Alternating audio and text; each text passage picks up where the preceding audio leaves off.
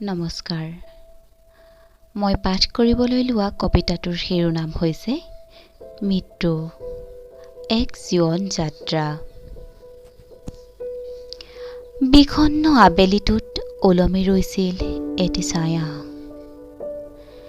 বেলিটোৱে শেষৰ পোহৰকণ তেওঁৰ গালে মুখে ছটিয়াইছিল।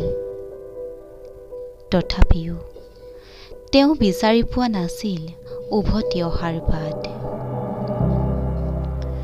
জিৰ বলা বতাহজাকে তেওঁ কোবাইছিল, কঁপি উঠিছিল নিথৰ ওঠ দুটি।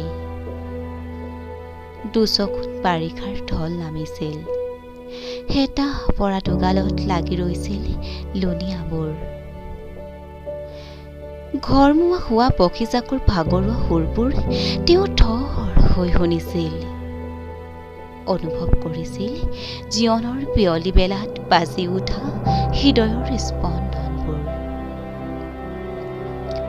সময়ৰ সোঁতত বেলিটো ডুব গৈছিল। পাহাৰৰ পৰা নামি অহা এন্ধাৰবোৰে তেওঁক মেৰিয়াই ধৰিছিল। হেৰাই গৈছিল তেওঁ। সমাপ্ত হৈছিল এটি জীৱনৰ অন্তিম যাত্ৰা।